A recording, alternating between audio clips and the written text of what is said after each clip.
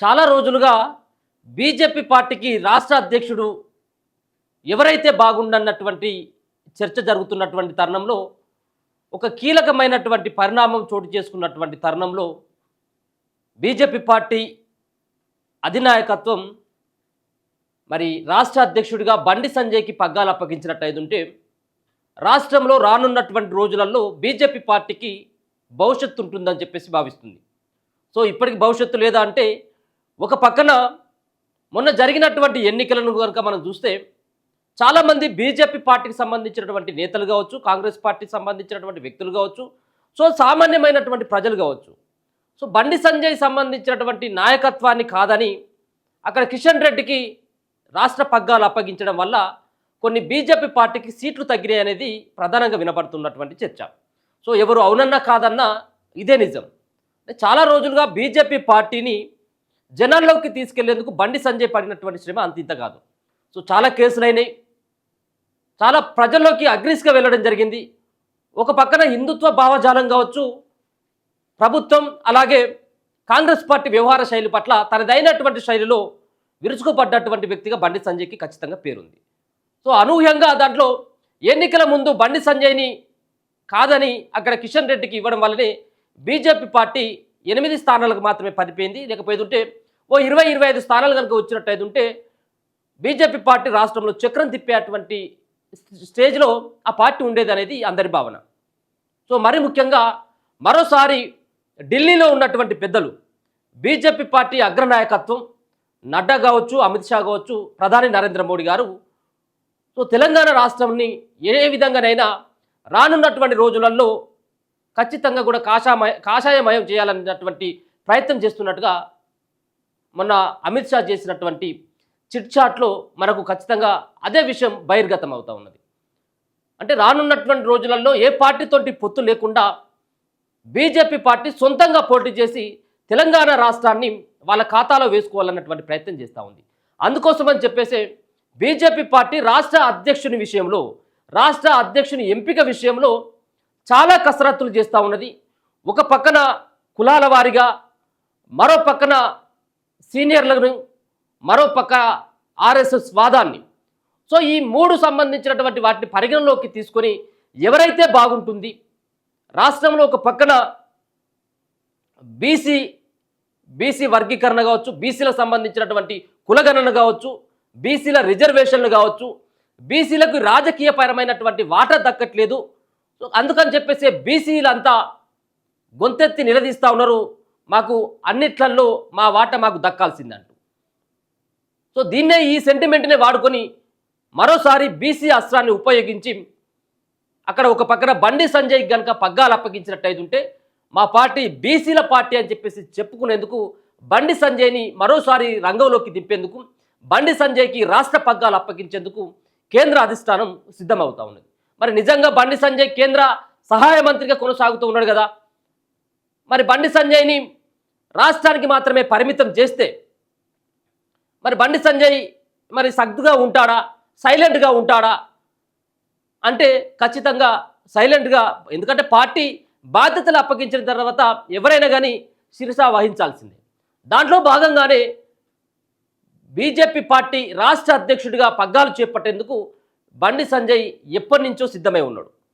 ఆయనకు కేంద్ర సహాయ మంత్రి లేకపోయినప్పటికీ రాష్ట్ర పగ్గాలు అప్పగిస్తే చాలు అన్నటువంటి భావనతోటే ఉన్నాడు.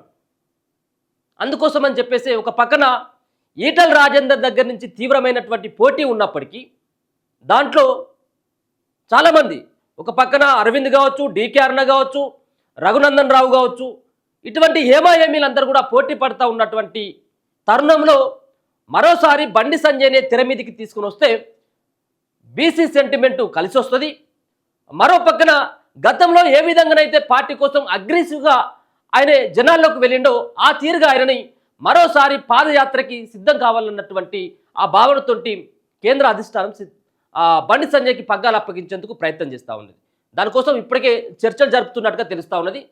మరి నిజంగా కూడా ఇన్ని రోజుల కానించి ఈటల రాజేందర్కు బాధ్యతలు అప్పగించారన్నారు కదా, మరి ఈటల రాజేందర్ మరి కొంత ఇబ్బంది పడేటువంటి అవకాశం ఉంటుంది కదా. అంటే అవసరమైంది ఉంటే బండి సంజయ్కి ఉన్నటువంటి కేంద్ర సహాయ మంత్రి ఏదైతే ఉందో దాన్ని అవసరమైతే ఉంటే ఈటెల రాజేందర్కి ఇచ్చేందుకైనా కానీ సిద్ధంగా ఉన్నట్టుగా తెలుస్తూ ఉంది. దాని విధంగా రెండు రకాలుగా లాభం ఉండేటువంటి అవకాశం కనబడతా ఉన్నది. ఒక పక్కన బీసీ అయినటువంటి అలాగే ముదిరాజు సామాజిక వర్గానికి చెందినటువంటి ఈటెల రాజేందర్ని కేంద్ర సహాయ మంత్రిగా తీసుకోవడం, ఇది మరోసారి బీసీలకు అవకాశం ఇచ్చినవని చెప్పడంతో పాటు రాష్ట్ర పగ్గాలు సైతం కూడా బీజేపీకి మరి బీసీకే అప్పగించడం జరిగింది.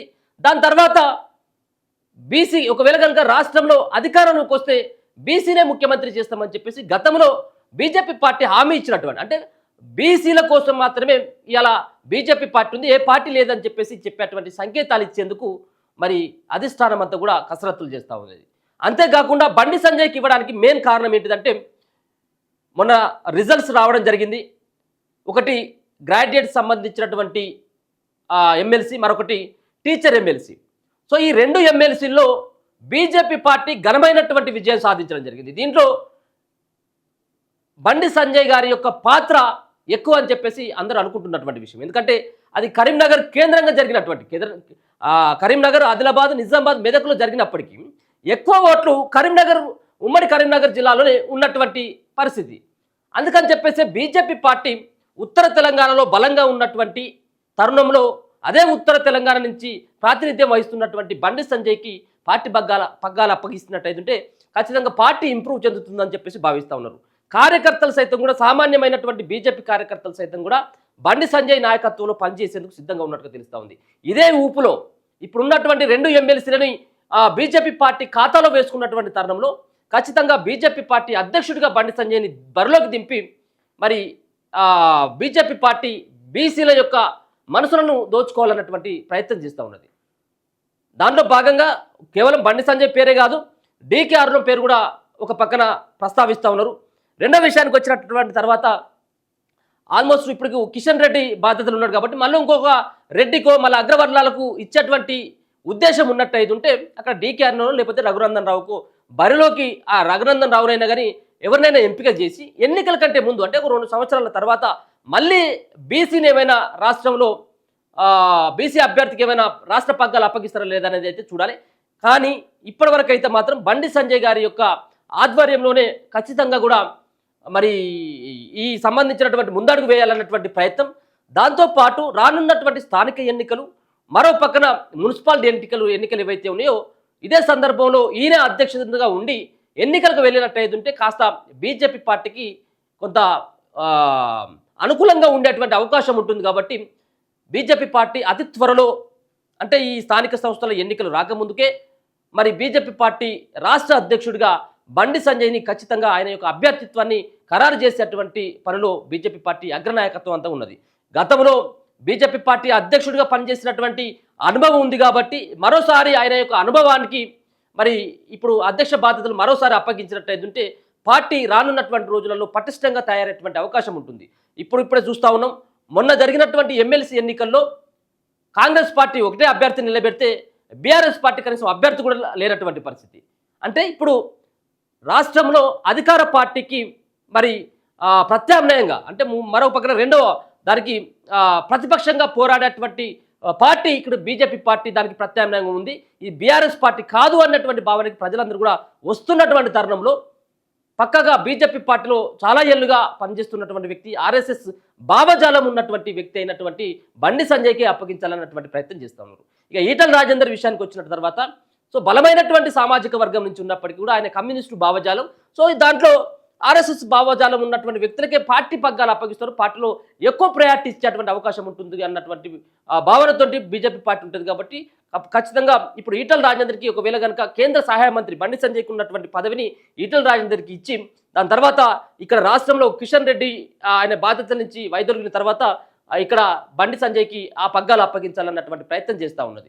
మరో పక్కన ధర్మపురి అరవింద్ సైతం కూడా మరి ఆయనే కూడా బీసీ వాదాన్ని నమ్ముకోవడం జరిగింది. బీసీలకు ఇచ్చినట్టయితే నాకు కూడా ఇవ్వచ్చు కదా, నేను కూడా చాలా ఏళ్ళుగా పనిచేస్తూ ఉన్నానని చెప్పేసి ఆయన చెప్తున్నప్పటికీ సో మొత్తం అంతా కూడా చాలామంది ఇప్పటికే ఈటెల రాజేందర్ యొక్క అధ్యక్ష బాధ్యతలు కనుక అప్పగించొద్దని చెప్పేసి చాలామంది బీజేపీ పార్టీకి సంబంధించినటువంటి చాలామంది సీనియర్ నేతలు, రామచంద్రరావు లాంటి సంబంధించినటువంటి సీనియర్ నేతలందరూ కూడా ఖచ్చితంగా ఈటెల రాజేందర్ యొక్క అభ్యర్థిత్వాన్ని వ్యతిరేకిస్తున్నారు. ఆయన ఎట్టి పరిస్థితుల్లో ఇవ్వద్దు అని చెప్పేసి చాలామంది చెప్తా ఉన్నారు. కాబట్టి పార్టీలో ఎలాంటి గొడవలు లేకుండా ఉండాలంటే కేంద్ర సహాయ మంత్రి అయినటువంటి బండి సంజయ్ పదవిని ఈటెల రాజేందర్కి ఇచ్చి దాని తర్వాత బండి సంజయ్ని ఇక్కడ రాష్ట్ర అధ్యక్షుడు బాధ్యతలు అప్పగించాలన్నటువంటి ప్రయత్నం చేస్తున్నట్టుగా తెలుస్తా ఉంది. ఇది అతి త్వరలో అంటే ఈ వారం లోపట్ల ఈ సంబంధించినటువంటి అంశాన్ని కూడా ఫుల్ స్టాప్ పడేటువంటి అవకాశం అయితే కనబడతా ఉంది. మళ్ళీ బండి సంజయ్ గారికి ఇస్తే పార్టీకి ఏ విధమైనటువంటి ఉపయోగం ఉంటుంది, పార్టీ ఏ విధంగా ముందుకెళ్తుంది అనేది కూడా మనం చూడాల్సినటువంటి అంశం. చూస్తూనే ఉండండి మన తొలి వెలుగు.